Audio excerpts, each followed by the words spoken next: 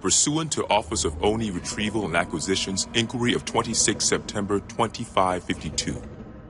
The following is a target profile of Thel Vadam, Supreme Commander of the Covenant Fleet of Particular Justice, compiled by Lieutenant Commander Locke.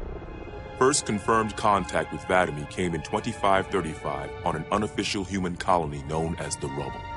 After-action reports from civilians, as well as Spartan Units 006, 111, and 120, suggest that Vadam was at that point a relatively minor functionary of the Prophet of Regret. Spartan 006 engaged Vadam in combat on the Rubble. Both parties survived the encounter.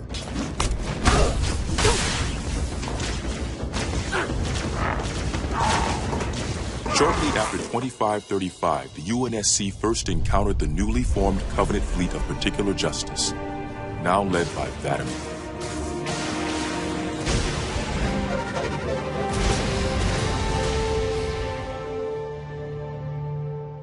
Review of early engagements with this fleet show that it quickly grew in size from 5 to nearly 60 ships as Vadam cut a path through many human systems. ONI Section 3 made multiple attempts to anticipate or even track Vadam's movements at the cost of a number of Arbiters' lives. Vadam eluded all such efforts, and he continued his unpredictable and devastating campaign. Vadam also stands out from other Covenant commanders in the frequency in which he takes a personal role in ground assaults.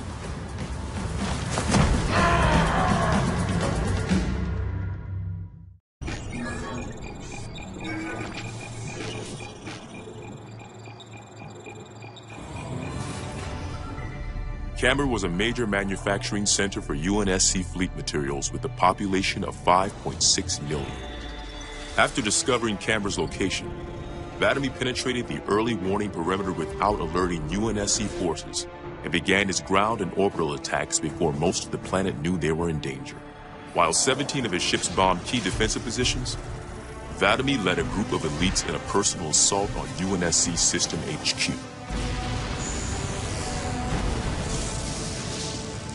One of the first units to engage Vadam was the 3rd Battalion Reserves, who were so unprepared for the arrival of the Covenant forces that Vadam found them unarmed and defenseless.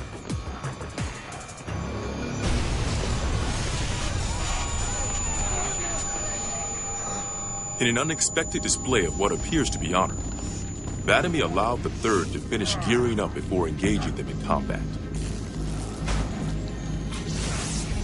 While we've had multiple reports of a strict system of honor and ritual behavior followed by the elites within the Covenant, this is the first recorded example of such honor being shown to human opponents. But even given the chance to defend themselves, 3rd Battalion losses were complete. Vadam continued his campaign across many human systems, culminating in his most devastating blow against the UNSC at Reach.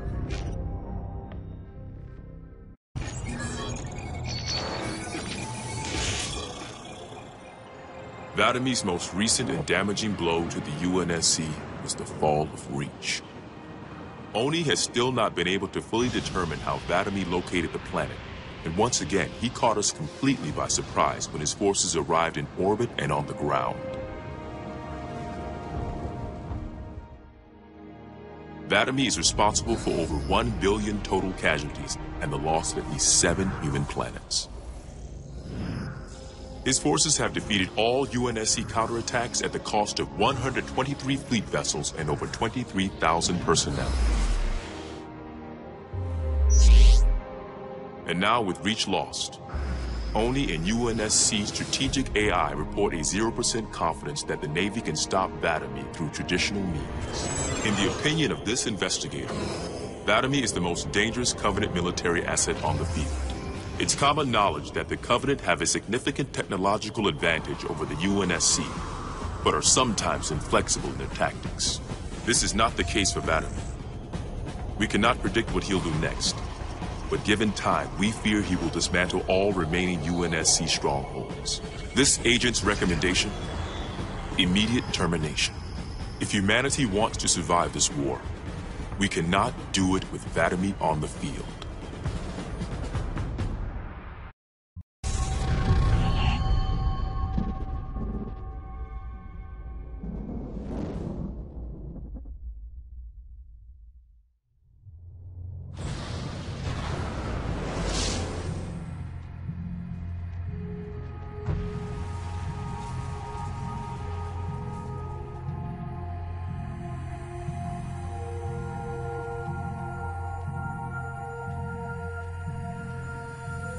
quite unacceptable.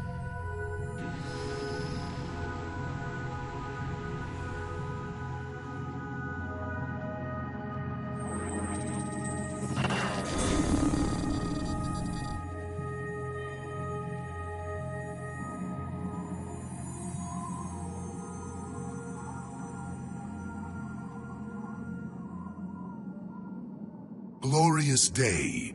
The prophets will be pleased that we have rescued an oracle from the humans' violation of the holy temple. Why do you keep calling it a temple? My installation was a weapon, and one which we needed very, very badly. But Oracle, I do not understand. We were told the rings are salvation, a gateway to paradise. Told? By whom? Anyone who told you that is a fool, or quite mad. That installation was a beautiful tool, designed to destroy everything the Flood might feed on. Everything? Oh, quite everything. And if even one Flood spore survived the destruction of my ring... Communications. Shut down all lines to the fleet. We will not notify the prophets of our discovery until I hear everything this oracle has to say. I will gladly share what I am permitted, but we have little time. What has been unleashed here could destroy everything you have ever known. On that, Oracle, we are in agreement.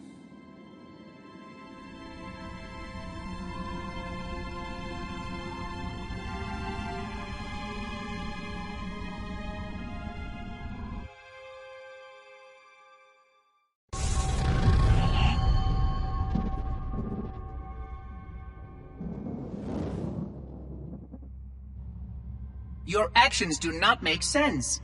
Proper protocol for a flood outbreak is to establish immediate infection reporting. Communications must be maintained with all local forces in order to track any spread of the parasite. There are no local forces, Oracle. For now, all you have is me. But I tracked multiple ships in orbit, including some remaining human presence. In light of the danger posed by the Flood, surely you can set aside this disagreement with the humans and... No! Anything still alive in orbit is our enemy. The humans have very good cause to kill us on sight, and the knowledge you've shared with me casts doubt on the entire purpose of our covenant. If any of our ships remain above us, they are not the help you seek. But why would they not provide assistance? Because of this talk of prophecies and journeys? I learned a small amount about your covenant before that reclaimer blew up my installation, but my understanding is incomplete. The AI I encountered on board one of your ships was less than forthcoming. What you need to know, Oracle, is that thousands of years ago, at the founding of our great covenant, a bargain was struck between the prophets and the elites. A bargain which I fear will be the end of us.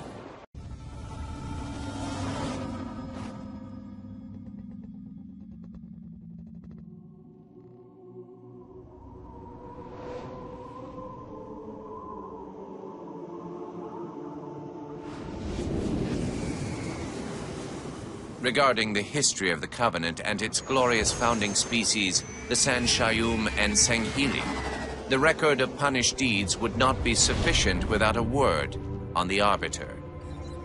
Not the consignment of shame that it is currently, but what came before, the legendary warriors of Sanghili past.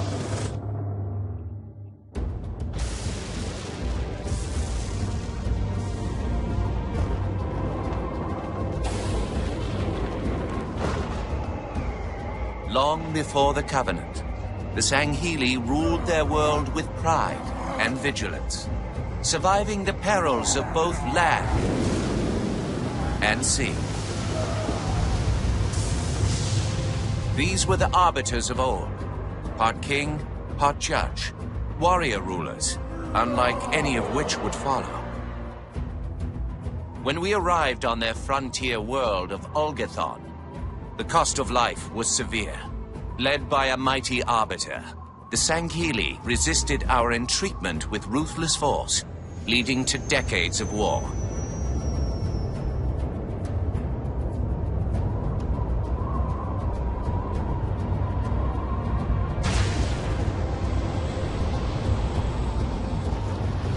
We would eventually triumph, of course. And when we did, we would not ignore the mantle of the Arbiter. Like all things, we would bend the Sanghili to our own ends. The Arbiters would become the very will of the Prophets.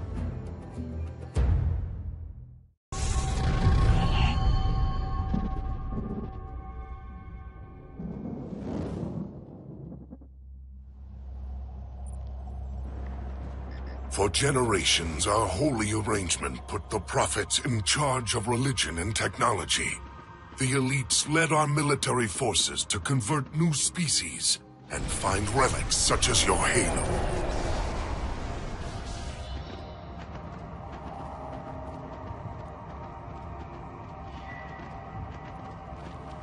And these relics you sought, the San Shayum, your prophets, told you that they would lead you on this great journey? Yes. Transcendence, eternal life. Their promises were endless. We gave up our old ways to follow the Prophet's lead on the great journey. Gave up all of our history. All of our traditions. Not all of your traditions, it seems. This Arbiter you mentioned, hasn't that always been a position of power for your species? Power? It was long ago. An Arbiter was once the pinnacle of our people, leader of the clans, and master of the battlefield. But then, an Arbiter committed heresy, and an example was made of him. Heresy? He challenged the word of the prophets. Challenged and lost.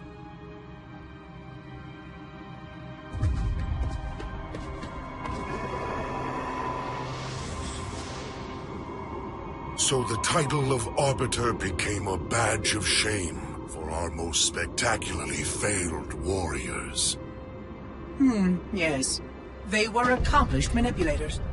Back before the firing of the array. I see at least that hasn't changed. Manipulators? What? And before? Before when? I will explain later. Right now, I want you to tell me everything you can of these Arbiters.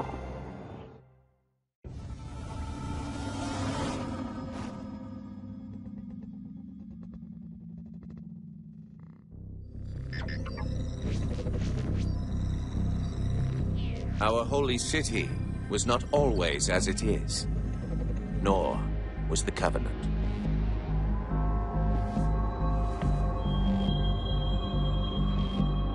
At one time, it was only San Shayum and Sanghili. But as we grew, and new species were added to our number, radical steps had to be taken. Our first encounter with the Lek Golo was an effort in futility.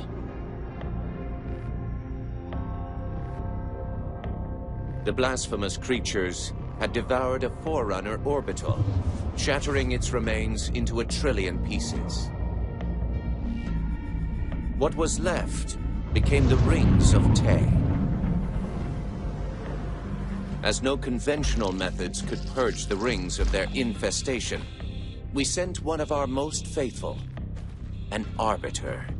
For a full year, this Arbiter ventured across the surface of one of their moons, learning both their strengths and their weaknesses. It was there that we discovered the Lek Golo's secret.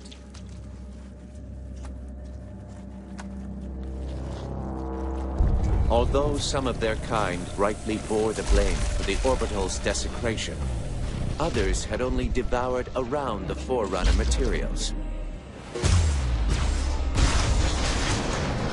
And with reasoning and much labor, these could be used to serve the Covenant. And by these means, the great Arbiter had given us one of our most sought-after treasures, access to innumerable processing pathways of the mighty Forerunner dreadnought, and to the many secrets it held.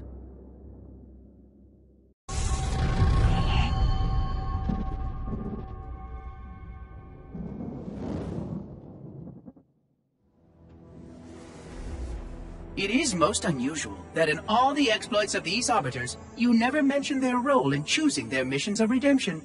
There is no role, Oracle. Once one of our commanders becomes an Arbiter, he belongs to the Hierarchs. These Hierarchs, they are the same High Prophets who control all the holy relics you collect from my time? The same. And they use these relics to build your new weapons and bring you the word of your gods? It has always been so. Interesting. Am I a holy relic? I do not understand. Because I am certainly not a god. I am a tool, as is this mining platform you stand upon, as was the installation that once orbited the planet. The Forerunner's technology is lasting and indeed quite powerful, but I'm quite certain they would have told me if I was infused with some kind of divine power. I suspect some of your prophets may have been quite aware of how much divine inspiration tools such as myself could provide. And you never questioned these proclamations. Even your mightiest warriors, these Arbiters, never questioned? Questioning was what brought shame to the word Arbiter long ago, Oracle. How disappointing. I fear now that there are many questions we should have been asking for a long, long time. I would be more than happy to answer any such questions, but I have a few more for you. Continue your tale of these Arbiters.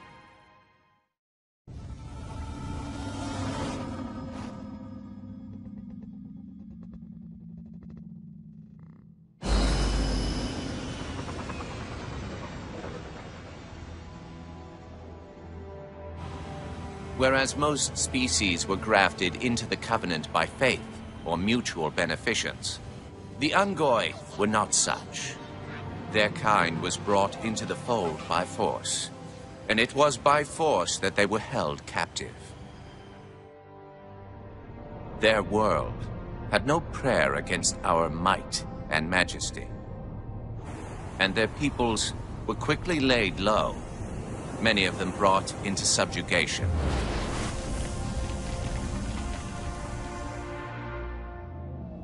Yet while some species would perish under such pressure, others rise to the occasion, taking arms if need be, fighting back. Such it was for the Ungoi when their feud with the Kigyar led to rebellion. An effort by the Kigyar to sterilize the Ungoi population was met with stiff resistance, and for a time, the holy city was thrown into chaos. Once fully provoked, the Ungoi were merciless in their violence, lashing out at all species. Their large numbers and their tenacious volatility made them a suitable challenge, even for the elites. And yet again, we turned to an Arbiter. And with a ferocity unparalleled since the beginning of the Covenant, the Ungoi world would be reduced to glass. Those within the Holy City would be forced to watch, unable to stop what could have been the very end of their kind. The Ungoi rebellion was brought to an end by the Arbiter's hand.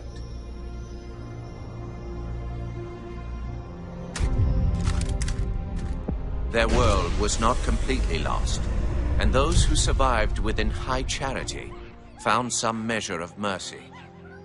They had proven their worth in combat, and would now serve alongside the Sanghili in battle.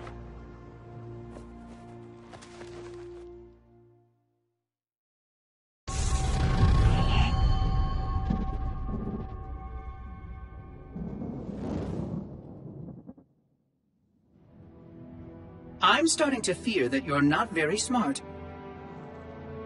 Mind your tongue, Oracle. Oh, I mean no offense. I'm not talking about you. I'm talking about your species. How long have these prophets been anointing Arbiters? Since the fall of Falchavami, the first disgraced Arbiter, roughly 400 years ago. Incredible! And in all this time, it never occurred to you how convenient it was that your prophets were able to find a powerful, capable leader among your people. who happened to suddenly commit a terrible blasphemy every time the power structure of your covenant was threatened. I do not understand. You do little to dissuade my fears. Then teach me. Looking back at the record of the Arbiters you've discussed, was it not surprising to anyone that those chosen to become Arbiter were more than simple warriors? How so? Each of them had significant political influence among your people. In some cases, that influence was already being used to question the decisions of your hierarchs. In fact, that very questioning often gave rise to the charges of heresy that so neatly removed the challenger from the hierarch's concern. And once they were branded Arbiter, they promptly and quite cheerfully ran to meet their deaths. all our lives we look down at the path, put our feet where the prophets tell us. All our lives spent convincing ourselves of the truth of our covenant. Could all of it truly have been wasted? Let's hope not all of it, for we have a great deal of work to do. The Flood is still out there, so I require a cooperative reclaimer to enact proper containment procedures. But your covenants keep trying to kill all the reclaimers I can find. All this bickering is quite a deadly waste of time. Right now, the most important question we can ask is this: who could break this hold the prophets have over you?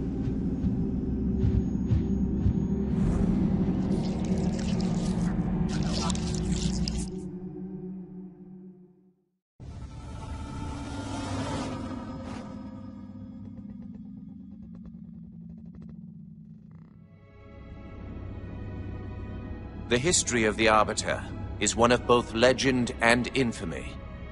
Their name has been corrupted by great shame, though the contemporary is perhaps the most confounding of all. Thel was born of noble blood, the legendary House of Vadam. His family's renown demanded great expectations for his military career, and he would meet them all.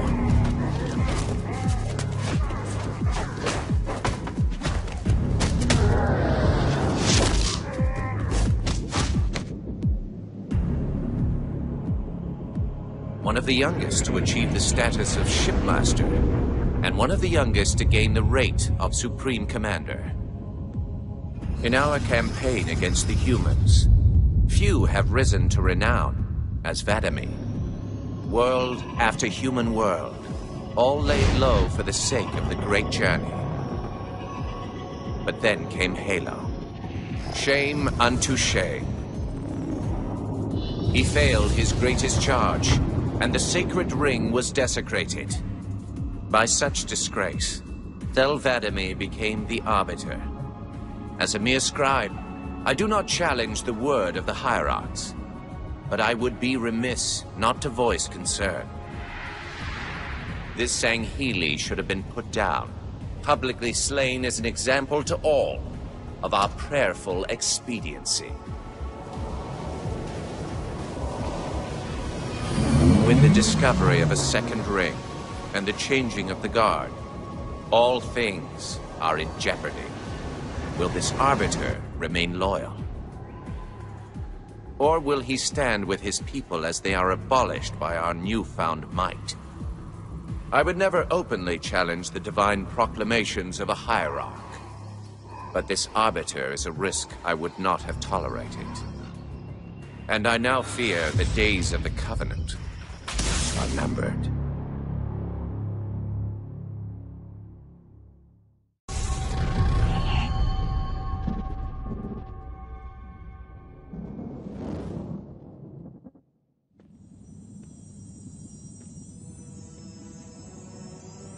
The only one I would trust with this information is probably dead right now. He was commander of the fleet that brought me to the system. Thel was his name. But after hearing you tell of the destruction of the ring, I cannot believe that he still lives. His orders were to secure the ring, to prepare it for the arrival of the hierarchs. Vadam never fails in his duties. If the ring is no more, then Vadam must be dead. Duty can indeed be a dangerous virtue. But even if he did live, wouldn't this sense of duty make him quite unlikely to set aside his allegiance to the prophets? Perhaps not. And he would never betray our people. No, if we were able to just speak to him, explain everything you have told me. But no, these are futile hopes. If he did live, and if he was returned to the High Prophets, they would most certainly punish him for the destruction of the ring. In fact, he would be the exact kind of leader the Hierarchs would make Arbiter. They would need someone to blame for the loss of the ring. His influence within the fleet grew with every one of his victories over the humans. And if he did become Arbiter? Then he would be lost to our cause. Without the knowledge you've shared with me, he would obey the prophets without question. I doubt he would even respond to his former name.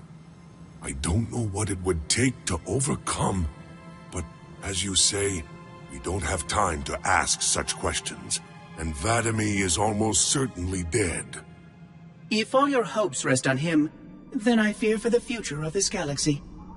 As do I, Oracle. As do I. But I will begin our fight. Make others aware of the lies the prophets whisper in our ears. And soon, we will find more who will take up our cause.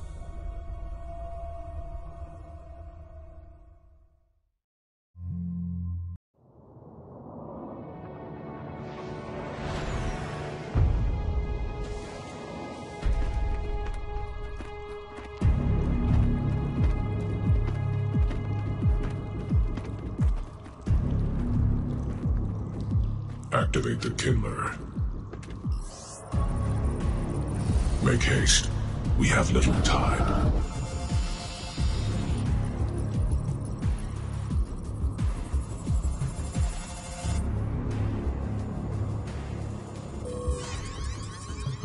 It has been found, Commander. Very well. Mark the coordinates and proceed with caution.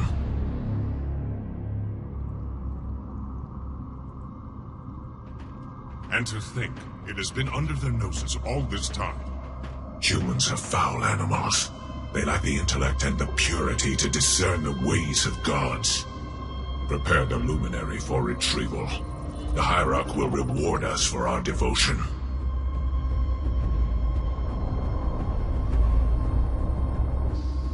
Well done, Commander. Do you know what you found? A luminary Hierarch. A divine instrument. It is more than that, Commander. This is the one spoken of in the prophecies.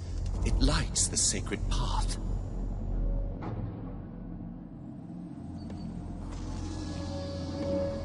Stewards, good news, I pray? It was not easy, Blessed One.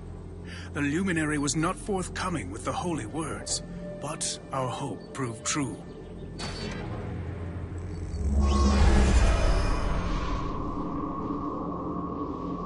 The sacred rings. Halo. And not Halo alone, High Prophet. It also told of this. The final home of the Forerunners, and the creation of the sacred rings. The Ark. By the gods. It is glorious. The stories were true. Where did the gods hide such a treasure? It lies far beyond the borders of our galaxy. Accessible only by way of portal. The one portal the Luminary spoke of was here. The Forerunners called it Tyrene. Our calling is clear. We must go there at once. We will take the ships in our command and go to this world immediately. This Tyrene. Take heed, brothers. Your work signals the culmination of our Covenant's holy quest. Hold fast. The great journey is at hand.